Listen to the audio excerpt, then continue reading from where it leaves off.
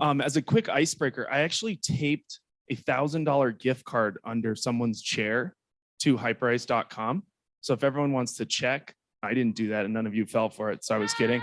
But just thought I would, try to open things up a little bit. And Shiva, I'll let you moderate.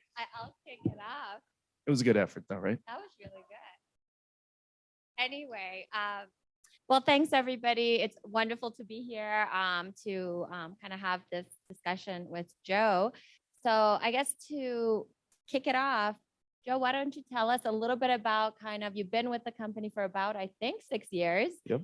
Why them? I mean, 6 years is a long time, so there must be something amazing there. And tell us kind of more about your role and what are some of your focus areas? Yeah, and so I would say probably none of you, or maybe a few of you, I know Martine from earlier is a big Hyperice person, but most of you are probably unfamiliar with Hyperice. Shiva thought it was a pokey spot. She thought it was Hyperice, and it was like a very exciting market-based pokey shop. No, I jest. But I've been at Hyperice. I was the first person to start selling to the consumer-based business of Hyperice. So Hyperice started off in 2010. High school history teacher in Orange County has a fate chance meeting with Kobe Bryant. He has an idea for an ice pack that he cut out of a wetsuit, took one of those old cloth grandma ice bags with the screw top, plugged it into his wetsuit, gave it to Kobe over the weekend. Kobe took it home. Anthony thought, man, this is $1 million idea.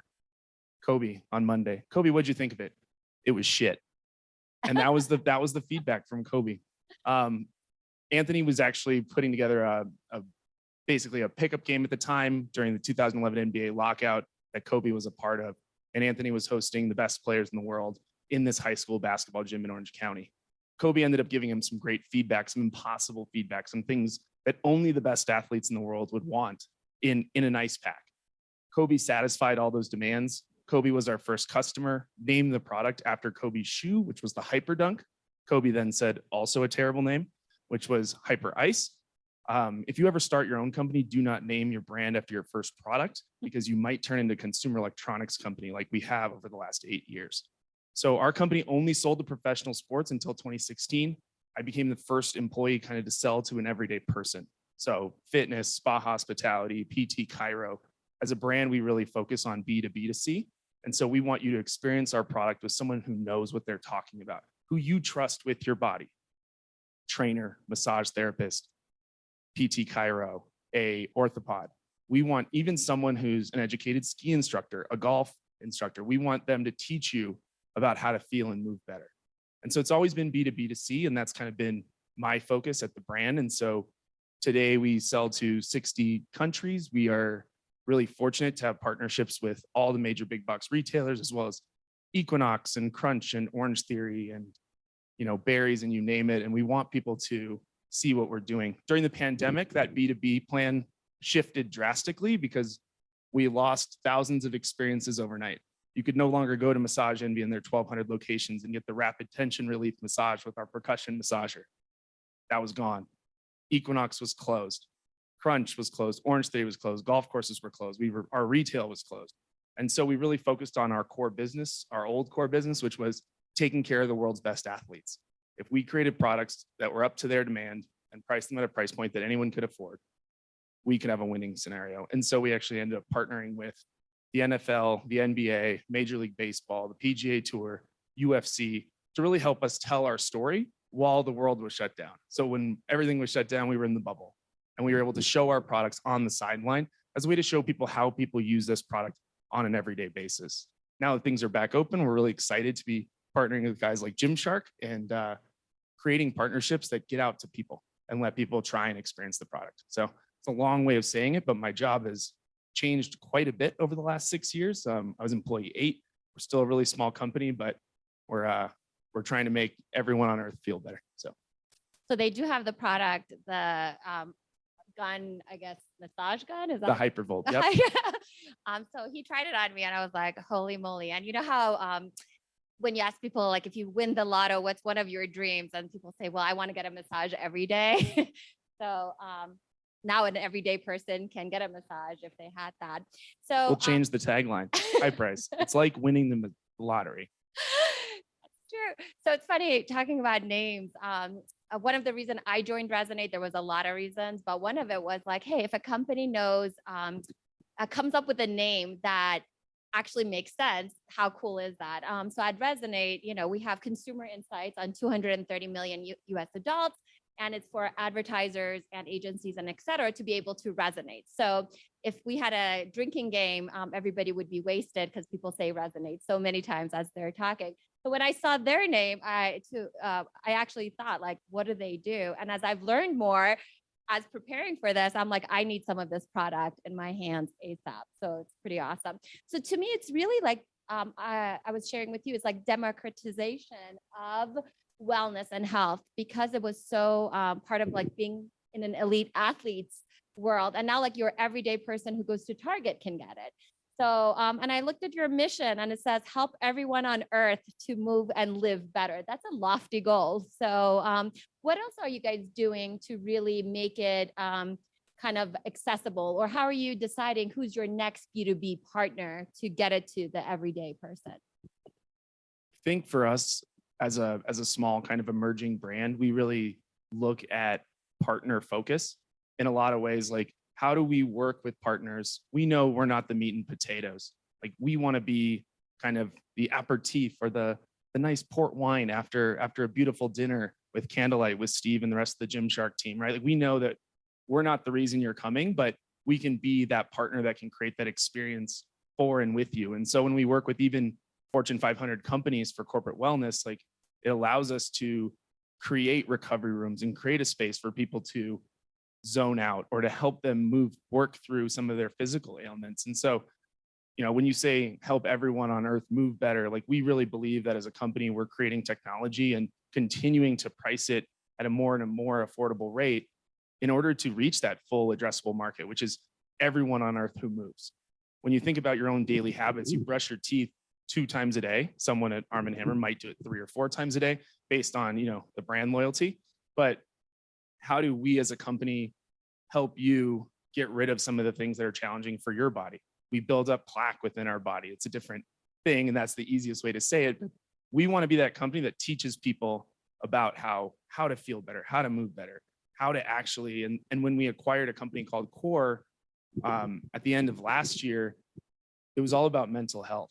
And so we had a lot of our athletes reach out to us who are struggling with mental health, especially during the pandemic. Naomi Osaka being one of our key athlete investors, and it was like, what are you guys doing as a physical brand to fix this? And it was like, we never had an answer. It was like, maybe we'd partner with Calm or Headspace, and that could be our way to do it. But at fundamental outset, we're a hardware company.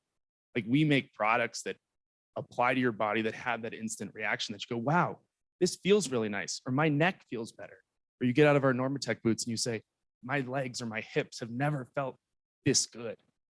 We didn't have that in the mental health space. And so we acquired a company called Core, which was actually a piece of physical hardware that you don't know you need until you try it. And it makes meditation a lot more accessible.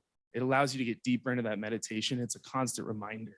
And so for us, like, we want to be able to bring something that actually impacts in those moments, as opposed to just like another offering in the space. Awesome. Joe, can you also share with us kind of like beyond the influencers and the B2B, like what else is in your media or marketing channels? Like, what other channels do you guys focus on, whether it's programmatic, social, and how do you come up with content and creative and all that good stuff? In a lot of ways, and I think I just had this conversation with the Gymshark team, is because of our history and because our investors include LeBron James and Erling Haaland and Virat Kohli and Chris Paul and so many superstar athletes, like, that's been our easiest marketing tool. And in a lot of ways, one of our biggest challenges is making it more democratized, making it more accessible for people. And so a lot of times we really focus on athletes doing things that aren't athletic. And so, utilizing an Olympic runner and talking about Netflix and Normatec, because anybody can put on the boots and feel better while they binge watch 90 Day Fiance or whatever. Love is Blind, of course. And so a lot of it is just trying to make it more accessible to people. So we we seed quite a bit of product similar to the Gymshark philosophy. Like we just ask for content in return. So a lot of our partners are helping us tell that story. And that's why we focus on B2B2C so much, is that we want to be a part of other people's story. Like we can't tell you how to feel and move better. We want to show you other people teaching you how that works for them. And maybe that makes it more accessible for you. Makes sense. So I actually went to your site, and of course it asked for your email and your phone number. So tell us, what do you do with And your some of social security, your debit PIN. Are you guys doing anything with that first party data? Yeah, tons of retargeting. There's been a loyalty program we have yet to launch that has been in the making for 30 years, it feels like. And being able to then leverage that to create other value wins for us. Like, how do we make that B2B network that we have, those partners, that how do we let them tell a story to our group? How do we increase the value proposition? Because we're not a workout company, we're not a fitness company, we're a consumer electronics company that gets to masquerade in this wonderful health and wellness space. And so we want to be able to offer them more value, whether it's a free Orange Theory class, or it's a massage, or it's a 25% off at Restore Hyper Wellness, which is a great partner of ours. So I think we're obviously trying to sell them more stuff, which is the natural thing, but ultimately we want to create more value and have people say, like, I could never be a Hyperice like loyalist forever, which is, as we launch products, we're always surprised by, it's a piece of new tech that no one's ever seen, and we sell out in 4 hours. And it's like, how did we do that? It's like, it's because those people trust what we're doing. And when we create something that we say and has the story of the world's best athletes, they say, I want that and I can get that now. Wow, that's awesome. So would you say for the upcoming year, what are, I guess, top priorities, whether it's for what you do or the rest of the company? Get the product in more people's hands to try. I mean, ultimately, like, we have a singular focus in that if we get people to try the product, we can win. And so it's hard to, when you create a product that has such a specific and instant physiological impact, it's really hard to create that online experience that matches that, or even begins to tell that story. And that's something that we always struggle with. It's like, how do we create more moments that are more localized in space? And so for us, it's driving down our customer acquisition costs through partnerships. And that could, we do tons of giveaways with partners because it helps. It allows us to tell a story. And, when so many of these other brands get up and talk about what they're doing, it's like, there's no reason why we can't be a part of mindfulness moments with Kellogg's, right? Like, they're advertising that on their site. Like, there's no reason why we can't tell those stories with other brands like Christie's, like Normatec Rentals at Christie's. Like, those are the types of things as a brand that are high priority for us. Okay, makes sense. So another question is, as you look at further innovation in your product line, or other companies that you may acquire, like Core was one, what other areas of health, wellness, well-being are you guys looking at? So quick story, which is semi-self-aggrandizing, but then again, it's marketing. So why are we all here, right? We acquired a company called Hyperice X, which had this incredible, technically we're RecoverX, and they make this amazing contrast therapy device that gets as cold as ice and as hot as like a heating pad. And it does so like 6 times faster than anything that's on the market. It literally is science fiction. When we were looking at acquiring this company, I was like, this is absolute bullshit. There's no way it gets this cold. There's no way it gets this hot. And then I tried it and I was like, oh my gosh, this is from a different world. And so we're talking to this founder after we acquired the company. It's his second day. And he says, Joe, you've been at the company for 5 years. Do you have any product ideas? I'm like, absolutely not. I would have started my own company like you did and then sold it right back to Hyperice. Like, duh. Like, and I have no ideas. I've never had an idea about a product. The next day I'm running, which clearly I'm not a physical specimen here. I have a father figure, as they like to say. And I got a cramp in like the weirdest spot. And it's 6'4". I'm a new dad, and I'm like finally getting out to run, and I get this cramp like a mile and a half in. I'm just like, oh man, my life sucks. And then it hit me. And I was like, oh my gosh, I want something for this side stitch that I can't get. Like, what would I do? In the middle of this run, I'm in the middle, like I'm under the 405 freeway in Long Beach, California, and I'm calling the founder of the company at 6:45, and I'm like, Alex, wake up! I have this idea, and the idea was basically taking like what was an AirPods case, and basically taking our product that is heat plus vibration and putting it on a sticky pad, and having it be relief wherever you wanted on the go.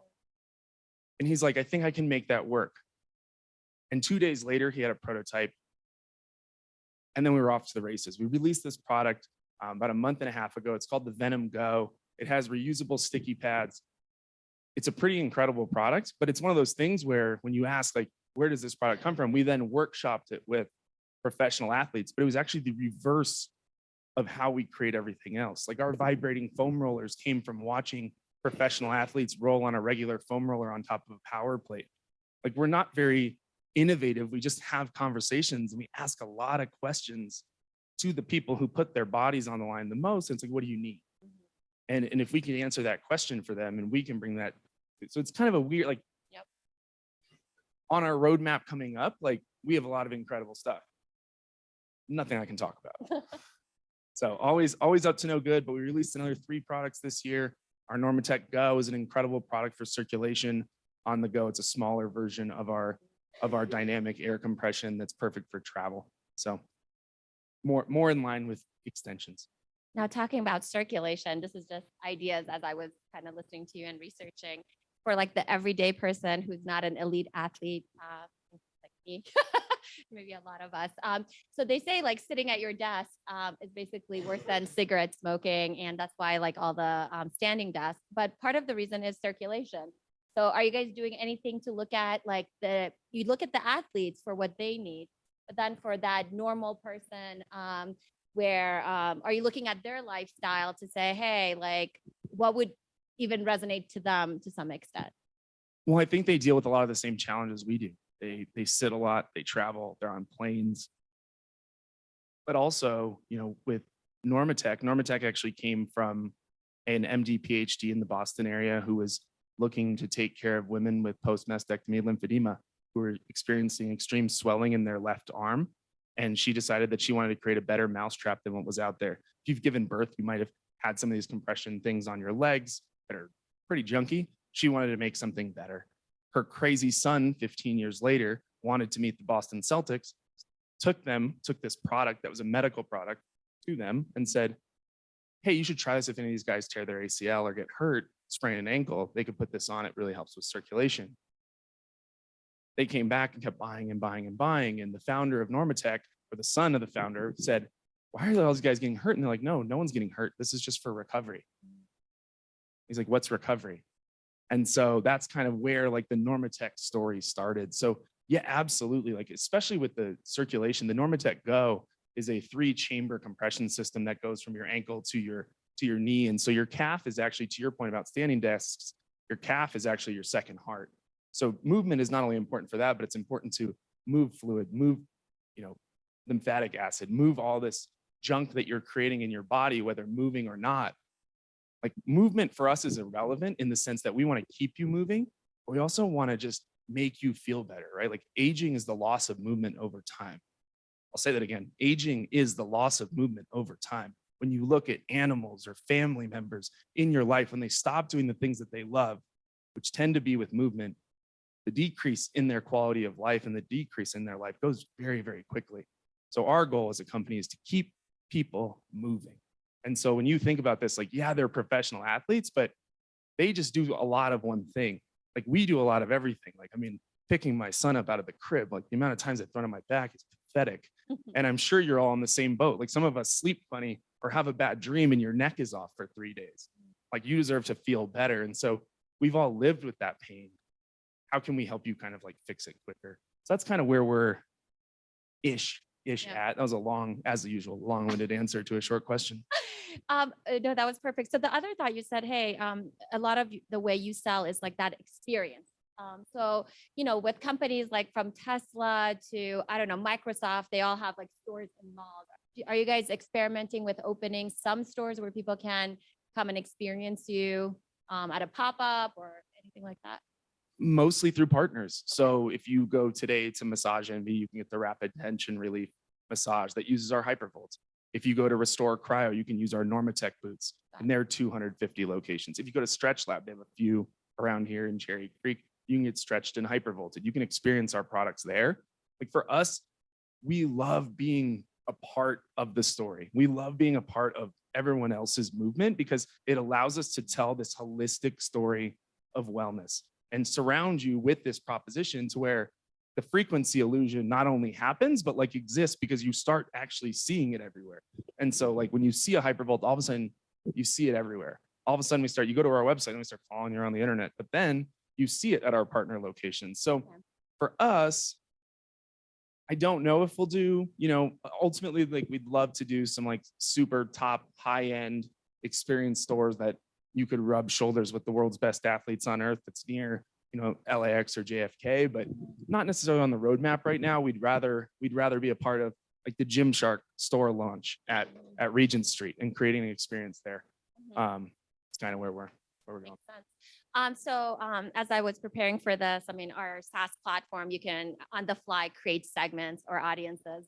So I created an audience of people in the US that highly value fitness, appliances, and wearables. There's 29.6 million of them. And one of their top hobbies, and like I think about 30% or more of them have children under the age of 18. And one of their top hobbies is actually theme parks. So in terms of experiences and how, as a parent, if you expose your kid at a young age to different things, that kid is going to grow up and wanting your brand. Have you guys looked at potentially theme parks? So if you go to several properties around the Walt Disney Resort or Walt Disney World, I should say, you will be able to rent park recovery packs at some of the larger hotels where if the spa is closed, it's your opportunity to order up recovery to your room. We actually just launched a partnership with Westin globally that includes the ability for gear lending, where you can get our Normatec Go and our Hypervolt Go, which is the percussion gun, delivered to your room. And so like when you talk about like how do we deliver wellness to people, you mentioned that stat, and Fit Insider is one of the best coverages of the wellness industry, the movers and shakers of the world. And they just, a couple of weeks ago, they said that 80% of people plan to spend more on health and wellness next year.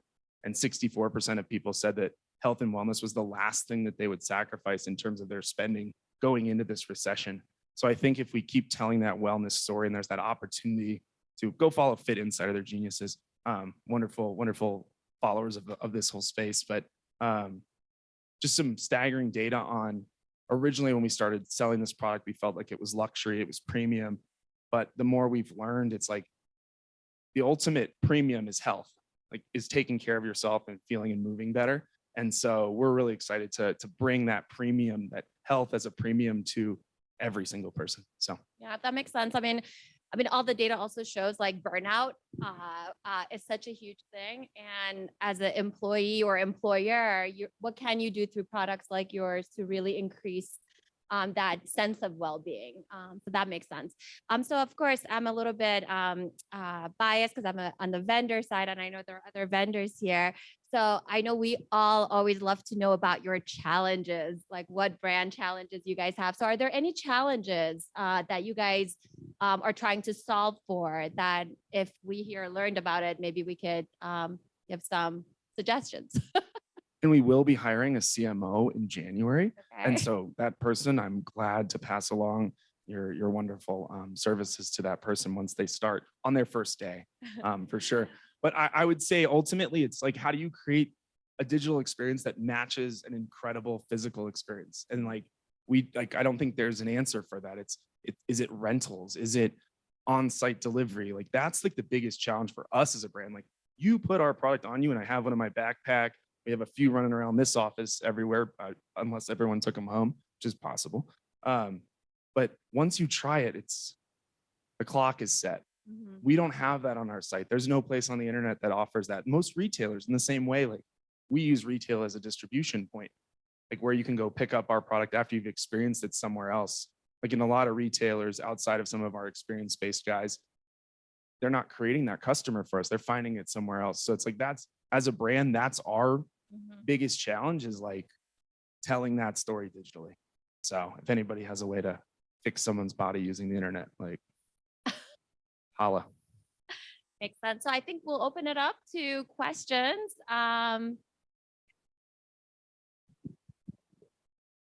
We can just hold it together.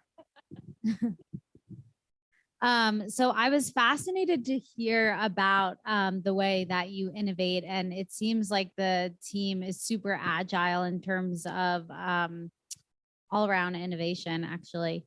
So what is the culture like at Hyperice that allows you to innovate like that? I mean, just for you to come up with an idea and then it happens, you know, I've never really seen that that before. I think we just throw out a lot of ideas. I'm full of bad ideas. I go like 99 of 100 on bad, but sometimes they end up being okay. I think it's our CEO is an incredible visionary and equal parts visionary as he is executor, and if not more executor than visionary. I wouldn't want to live on the difference, but you never at Hyperice, you never feel like you work for someone. Like everything is part of this mission to help people feel and move better. I hear people and friends in Silicon Valley or people trying to poach you and saying, like, wow, 6 years is a long time. And it's like, we're just getting started with what we're trying to do. And like our core group of people is so strong. And we have some like our first, 25 employees are still the same people. Those are the people that you're in the trenches with trying to make stuff happen. But it's just anyone can have any idea. I remember speaking of marketing, one of our most performant things was actually we have this Canadian aerospace engineer who helped Anthony. He was working on the Mars rover at the time and came over to work on ice packs with a high school history teacher. So imagine his conversation with his wife, like, hey, honey, like quitting my job today. Like, what, really? Where are you going? Oh, I'm going to help a high school history teacher make an ice pack. Like, I just don't understand how that conversation went, but he's our engineer. He's our president of product. And he had this idea for doing a heat mapping to show how our products physiologically affect the body. And so when you use the product on your body, we use like one of those infrared scanning. And when he started saying this idea, everyone's like, this is a terrible idea. And then we did it, and it's our best performing ad of all time because it's so physiologically, like it just shows it immediately. It's like, this is how you warm up your body with such speed. So I think it's just that openness is probably what we have.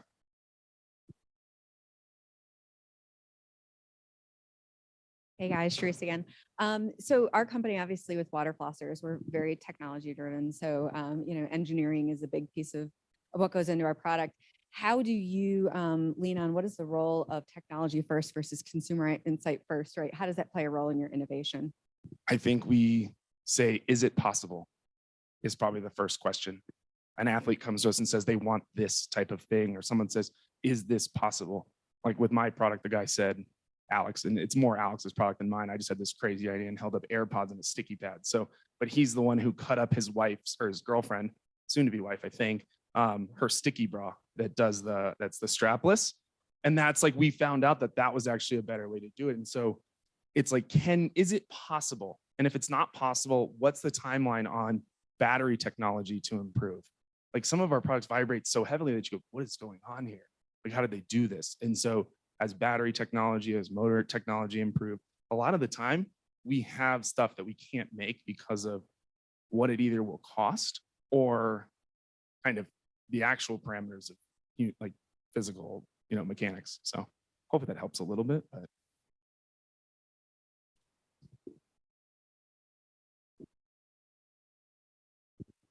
Hi, Martine again. Hello, Martine.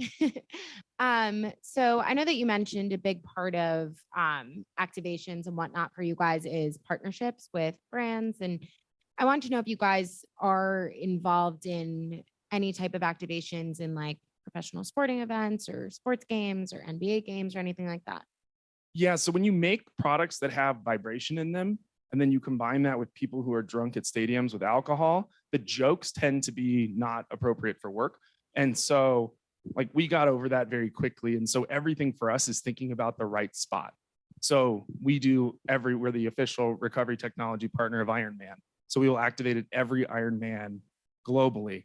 And so Ian's done 12. So I'm sure there's a point in which he's been in our Normatec boots or at least seen them, right? And so it's like we can show up there. It's just finding the right customer. Youth sporting events at the higher level, like we'll do Peachtree, which is one of the big AAU tournaments for basketball. But all of the shows, because we're so ingrained in professional sports, like, we kind of know everyone. We don't do a lot. We utilize our league partnerships to show up more digitally than we do in a stadium. Now we'll do activations at Super Bowl. We'll do activations at MLB All-Star and some of their crown jewel events that have a little bit more of a customer that's looking for this. But we tend to stay away from like the wide open B2C events because there's no qualification for what we're doing. We're not gonna win as much as if someone is standing outside in line for 4 hours to go to the Gymshark Muscle Beach thing, that's our customer. Like, that's the person we want to talk to. That's the person we want to create the experience with. Maybe not the person who's just perusing Target, but we do a great job at Target too. But it's not where we'd necessarily activate like a physical partnership there.